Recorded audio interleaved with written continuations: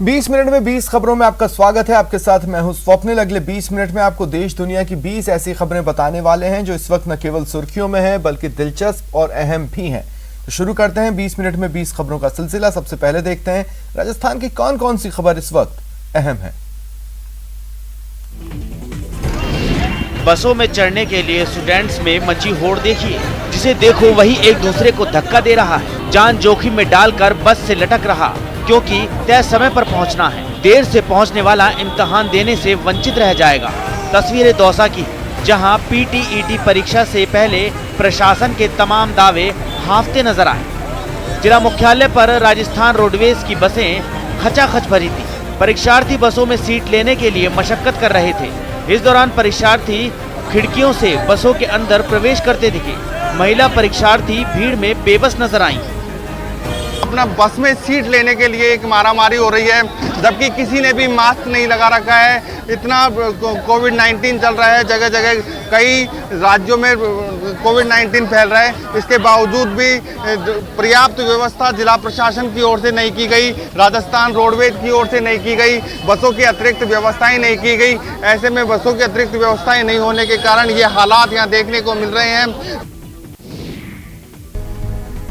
मुल्क की हिफाजत के लिए, तिरंगे की आन बान और शान के लिए देश की सीमा पर तैनात निगहबानों को काफी परेशानियों का सामना करना पड़ता है। यहाँ तक कि सीमा चौकियों पर देश के रखवालों को पीने के पानी के लिए भी मशक्कत करनी पड़ती है, जिसके लिए बीएसएफ ने अब जैसलमेर की सभी सीमा चौकियों पर नहर का पानी पहुँचाने की कवायद शुरू कर दी है।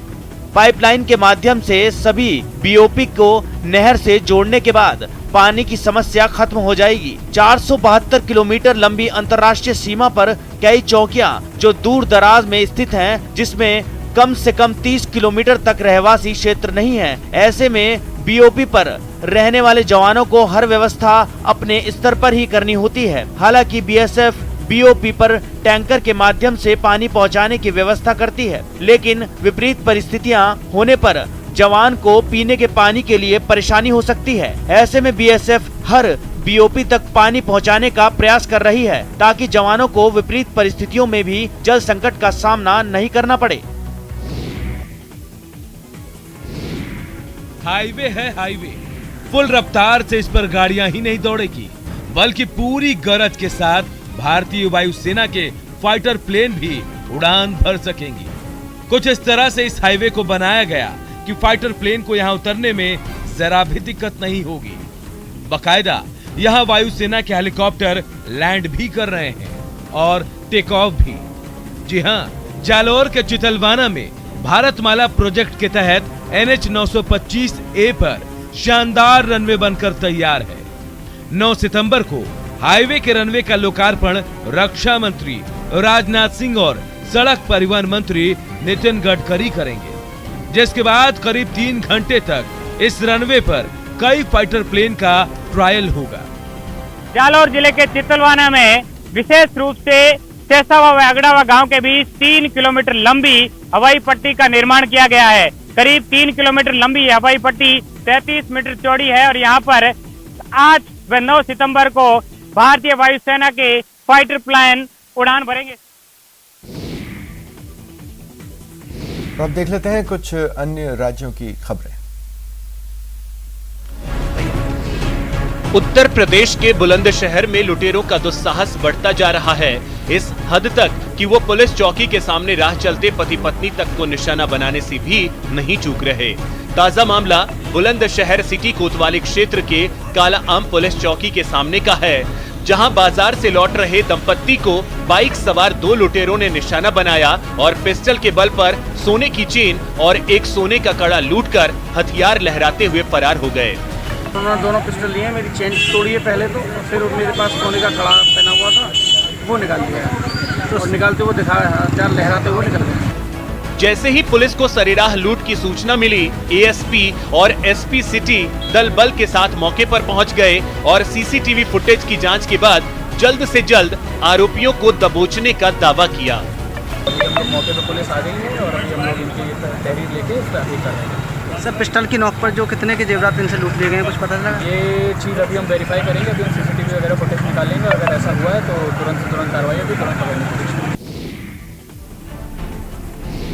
यूपी के मुगलसराय पुलिस की अवैध वसूली लिस्ट वायरल कर चर्चा में आया बर्खास्त सिपाही अनिल सिंह पशु तस्करों के गिरोह का सरगना निकला। स्वाट टीम और बबूरी पुलिस ने गिरोह के 7 सदस्यों के साथ सरगना अनिल सिंह को बनौली चट्टी के पास से गिरफ्तार कर लिया। तस्करों के पास से चोरी की पिकअप, 17 मोबाइल फोन, सोने की 2 चेन, 3 अंगूठी और तकरीबन 17,000 रुपए बरामद हुए। पुलिस ने आरोपियों को जेल भेज दिया। दरअसल पुलिस टीम को मुखबिर के जरिए सूचना मिली थी कि मिर्जापुर जनपद के डवक क्षेत्र से चोरी की पिकअप पर पशुओं को तस्करी के लिए ले जाया जा रहा था। पुलिस ने बनौली चट्टी के पास घेराबंदी कर 7 तस्करों को पिकअप लदे गोवंश के साथ धर दबोचा, जिसमें गिरोह का सरगना अनिल सिंह भी शामिल था। अनिल बर्खास्त सिपाही है। गौरतलब है कि सिपाही अनिल कुमार सिंह पर भ्रष्टाचार के कई आरोप लगे थे, साथ ही जनता के साथ दुर्व्यवहार और पुलिस की छवि खराब करने के गंभीर आरोप भी लगे थे, जिसके बाद अनिल के खिलाफ विभागीय कार्रवाई करते हुए बर्खास्त किया गया था। कहानी कहने के लिए तस्वीरों को जुबान की जरूरत नहीं पड़ती। यकीन नहीं होता तो इन तस्वीरों को देखिए। आवाज भले ही सुनाई नहीं दे रही हो, लेकिन भाव भंगिमाएं पूरी कहानी विस्तार से कह रही हैं। आपके टीवी स्क्रीन पर उस सीसीटीवी का फुटेज चल रहा है जो बिहार के मुंगेर में बड़ी तेजी से वायरल हो रहा है। वीडियो जमालपुर रेलवे स्टेशन के नजदीक होटल हिल व्यू का है। नशे की हालत में 2 व्यक्ति काउंटर पर आते हैं, एसी रूम का भाड़ा पूछते हैं और रूम का भाड़ा 900 सुनते ही तैश में आ जाते हैं। भद्दी भद्दी गालियां देने के साथ साथ हाथापाई भी करने लगते हैं, जिसके बाद मैनेजर को मालिक को बुलाने का हुक्म सुनाने के साथ रंगदारी देने की बात भी करने लगते हैं। शराबी गुस्से में होटल का रजिस्टर उठाकर बाहर फेंक देता है। वहीं घटना की सूचना के बाद एक्शन में आई जमालपुर पुलिस ने उस व्यक्ति की तलाश शुरू कर दी है। थानाध्यक्ष के अनुसार सीसीटीवी में कैद शख्स की पहचान कर ली गई है, जिसे जल्द ही गिरफ्तार कर लिया जाएगा। बिहार के छपरा से रोंगटे खड़े कर देने वाला एक वीडियो सामने आया है, जहां रेत का अवैध खनन करने वाले गिरोह से जुड़े लोगों ने पुलिस पर हमला कर दिया और उन्हें दौड़ा दौड़ा कर पीटा। वहां से आई एक तस्वीर में पुलिस वाले को कुछ लोग डंडे से पीटते दिखे। इससे पहले उस पुलिस वाले को जैसे ही बदमाशों ने घेरा, वो अपनी जान बचाने के लिए सड़क पर दौड़ पड़ा, लेकिन हमलावरों ने पीछा कर उस पुलिस वाले को पकड़ लिया।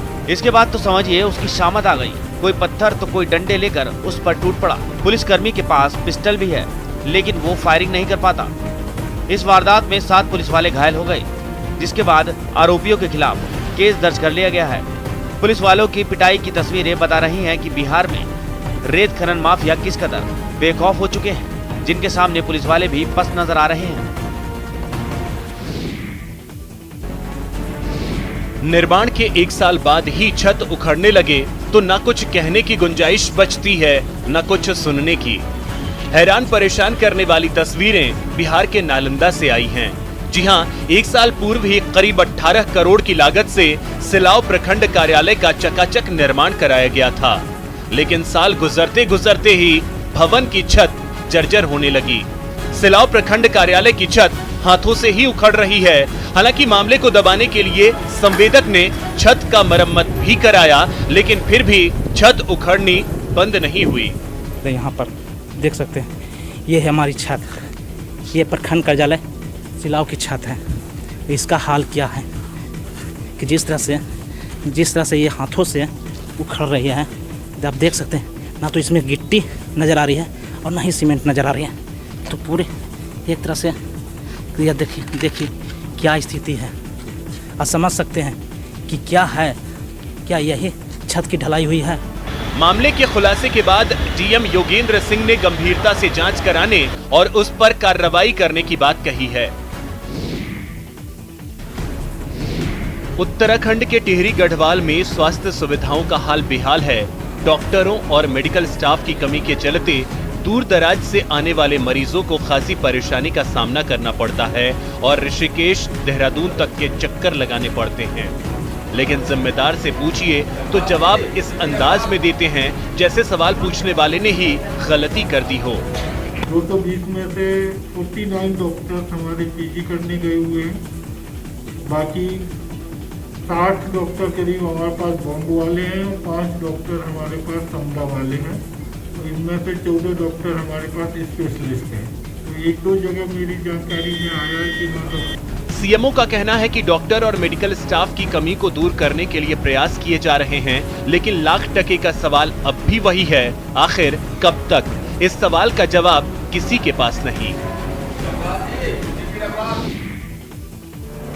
मौत की मॉक ड्रिल को लेकर चर्चा में आए श्री पारस हॉस्पिटल की जमीन की खरीद में 23,35,000 रुपए के स्टाम्प चोरी की पुष्टि हुई है। मामला यूपी के आगरा का है। श्री पारस अस्पताल की जमीन की खरीद में बड़ा खेल हुआ है। 408.81 वर्ग मीटर की व्यवसायिक जमीन को आवासीय बताकर खरीदा गया। यह जमीन डॉक्टर अरिंजय जैन ने लाजपत कुंज निवासी वासुदेव से खरीदी थी। जमीन खरीद में 23,25,000 रुपए की स्टाम्प चोरी की पुष्टि हुई। इसका बाद डीएम कोर्ट में चला। हाल ही में डीएम प्रभु एन सिंह ने पेनल्टी और ब्याज सहित 58 लाख रुपए की स्टाम्प कमी मिलने के आदेश दिए, जिस पर अस्पताल को सील कर दिया गया। स्टाम्प चोरी की पहली शिकायत वर्ष 2014 में हुई थी। लगातार हुई शिकायतों ने मामले की पोल खोल दी। श्री पारस अस्पताल पर 58 लाख रुपए की स्टाम्प कमी मिली है। इसमें 23,25,000 रुपए के स्टाम्प कम लगाए गए हैं, जबकि 5,81,000 रुपए की पेनल्टी है और 28,95,000 रुपए का ब्याज अलग से है। महाराष्ट्र में आसमानी आफत ने लोगों का जीना मुहाल कर दिया है। वहां लगातार हो रही बारिश के बाद नदियां उफान पर आ गई हैं। इसके बाद रत्नागिरी जिले के कई शहर पानी में डूबे नजर आए। समुद्री इलाकों का हाल तो और भी बुरा हो गया, जिसकी एक तस्वीर दापोली से सामने आई, जहां समुद्र में जबरदस्त उफान आ गया, जिसकी वजह से हरडे तट पर मछुआरों की एक बोट फंस गई। उन लोगों ने इसे किनारे तक लाने की बहुत कोशिश की, लेकिन वो इसमें कामयाब नहीं हो पाए और नाव आखिरकार डूब गई। रत्नागिरी जिले के कई शहरों में एक से हाल नजर आए। वहां तो लोगों के घरों में पानी ने ऐसे दस्तक दी कि घर का सामान तैरने लगा। जहां सड़कों पर जमा पानी और लोगों की मुसीबतें दोनों ही बढ़ती चली गई। दापोली के साथ साथ चिपलून में भी बारिश ने जबरदस्त तबाही मचाई। वहां वैशिष्टि नदी खतरे के निशान को पार कर गई। बरसाती नदी ने समंदर की शक्ल ले ली और वो शहर में दाखिल होने को बेताब दिखी। कई हिस्सों में पानी जमा होने के बाद प्रशासन ने भी लोगों से घरों में रहने की अपील की। महाराष्ट्र के लिए मानसून हमेशा ही परेशानी खड़ी करता आया है। तेलंगाना में बादल ऐसे जमकर बरसे कि लोगों के लिए मुसीबत बन गई। आसमान से बरसी आफत ने लोगों को परेशानियों में डाल दिया। कई जगहों पर इतना भारी पानी भर गया कि लोगों की जान पर बनाई, जिसकी गवाही दी राजन्ना सिरसिल्ला जिले की तस्वीरों ने, जहां तो ऐसा लगा मानो सड़कों पर कोई डैम फूट पड़ा हो। मटमैला पानी पूरे इलाके में तेजी से बहता नजर आया। एक जगह पर तो कुछ लोग कमर तक पानी में फंस गए। वो दोनों खुद को बचाने की कोशिश में अपना संतुलन खो बैठे और फिर देखते ही देखते पानी में बह गए। सिरसिल्ला जैसी ही तस्वीर वारंगल से भी सामने आई। वहाँ भी बारिश के पानी ने पूरी सड़क पर कब्जा जमा लिया। कुछ जगहों पर तो पानी ऐसे बहता दिखा मानो वहाँ कभी सड़क नहीं बल्कि नदी रही हो। तो वहीं करीमनगर के हाल तो और भी ज्यादा खराब नजर आए। वहाँ इतना पानी भर गया कि सड़क किनारे खड़ी कई कार उसमें पूरी तरह डूब गई। कुछ बाइक सवार अपनी बाइक इस पानी के आगे संभाल नहीं पाए और वहीं गिर गए। रिहायशी इलाकों के साथ साथ बाजारों में भी हर जगह सिर्फ और सिर्फ मटमैले पानी का कब्जा नजर आया।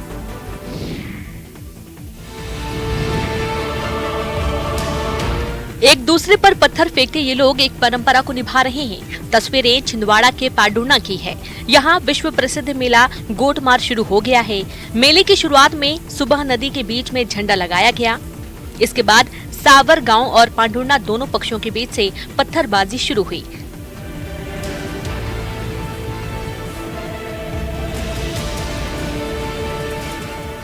गोटमार मेला स्थल पर प्रशासन के अधिकारी भी मौजूद हैं और इसके अलावा 3 जिलों के पुलिस बल भी तैनात किए गए। इसके साथ ही घायलों के उपचार के लिए अस्थायी अस्पताल और एम्बुलेंस की व्यवस्था की गई है। गोटमार परंपरा को लेकर सवाल उठते रहे हैं, बावजूद इसके छिंदवाड़ा में ये जारी है।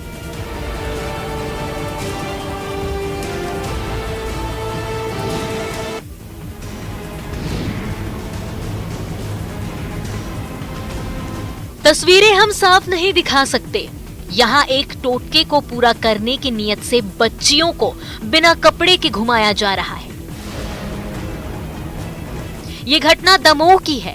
दमोह जिले में पिछले साल के मुकाबले इस बार अभी तक काफी कम बारिश हुई है।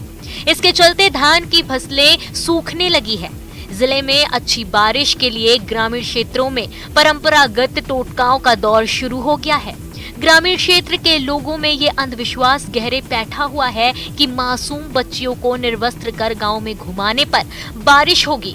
इसी दकियानूसी मान्यता को लेकर गांव की महिलाओं ने कुछ बच्चियों के कपड़े उतरवाए, गीत गाए और उन्हें पूरे गांव में घुमाया। इस मामले में दमोह के पुलिस अधीक्षक का कहना है कि संबंधित मामले की जांच कराई जा रही है और रिपोर्ट आने पर कार्रवाई की जाएगी।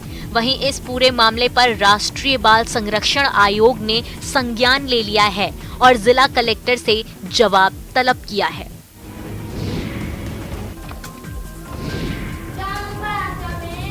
ये वो नन्हे शहजादे हैं जिन्हें बोझ समझा जाता है। ये वो नन्ही कोपले हैं जिन्हें खिलने से पहले ही मुरझाने के लिए छोड़ दिया जाता है। और उम्मीदों से लबरेज ये वो नई पौध है जो देश का भविष्य बनने का मादा तो रखती है, लेकिन उपेक्षा और तिरस्कार इन्हें जीने नहीं देता। कैलाशपुरी मोहल्ले में 2 दशक से चल रहे इस विकलांग स्कूल में समाज से तिरस्कृत ऐसे ही दिव्यांग बच्चों की प्रतिभा को न सिर्फ सजाया और संवारा जाता है, बल्कि इज्जत के साथ सिर उठाकर जीने की नई राह भी दिखाई जाती है। किसी के हाथ नहीं है तो किसी के पांव साथ नहीं दे रहे, कोई देख नहीं सकता तो किसी में सुनने की क्षमता नहीं है, फिर भी हौसला ऐसा कि बड़े बड़ों को मात दे दे। विकलांग स्कूल ने उन्हीं दिव्यांग बच्चों की प्रतिभा को निखारा और आज उनमें से 450 से भी ज्यादा दिव्यांग प्रतिभाएं निजी कंपनियों में दमखम दिखा रही हैं, तो 22 दिव्यांग छात्र सरकारी नौकरी कर रहे हैं। सबसे पहले मेरी ये डिमांड है कि इनके लिए टेम्परेरी जो है शेड होने चाहिए, पक्के शेड, जिसमें ये बच्चे आराम से क्लासरूम के बीच में बैठ के पढ़ सके। मुश्किलें आपने सुन ली, अब इन मुश्किलों की तस्वीर देखिए। वादियों में क्लास लगी है, साए साए करती हवा के बीच बच्चे बैठे हैं। शिक्षक जोर लगाकर नौनिहालों को पढ़ा रही हैं, लेकिन उस्ताद की जुबान से निकले कई अल्फाज स्टूडेंट्स तक नहीं पहुंच पा रहे। तालीम की राह में मुश्किलें सिर्फ हवाएं ही नहीं पैदा कर रही, यहाँ मौसम भी पढ़ाई लिखाई का मजा किरकिरा कर देता है। सर्दियों में क्लास लगाना मतलब बच्चों को हाड़ चीर देने वाली बर्फीली हवाओं में झोंक देना। एक अदद इमारत की सख्त दरकार है। तस्वीरें जम्मू कश्मीर के राजौरी की हैं, जहां सरकार ट्राइबल स्टूडेंट के लिए कम्युनिटी क्लासेस चला रही है। सबसे ज़्यादा डिफ़िकल्ट सर्कमस्टांसिस में ये लोग रहते हैं और काफ़ी मुश्किलें ये फेस करते हैं। 6 महीने घर से बाहर रहना, लाइव स्टॉक को लेके, और एक लाइवलीहुड के लिए यहाँ पे आते हैं। और मुझे लगता है काफ़ी ज़्यादा फोकस इस पे देने की ज़रूरत है, जिस पे JNK गवर्नमेंट इस साल काम कर रही है।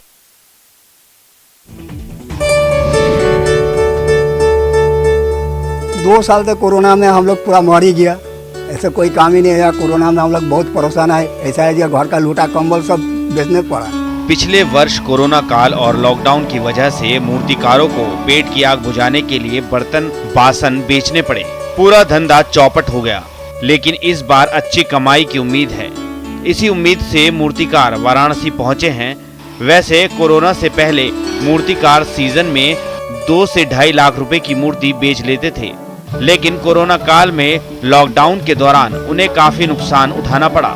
इस वर्ष डिमांड बढ़ सकती है, इसलिए वाराणसी के मूर्तिकार गणपति को गढ़ने में दिन रात एक किए हुए हैं। बड़े से लेकर छोटी मूर्तियां तक बना रहे हैं।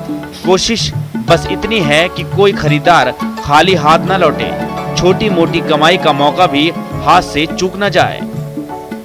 इस साल शायद तो उम्मीद लग रहा है दुर्गा गणेश भगवान होगा पूजा, उसके बाद थोड़ा दुर्गा जी होने का आशा है। ये आशा में हम लोग आए हैं। और अब देखते हैं कुछ अंतर्राष्ट्रीय खबरें।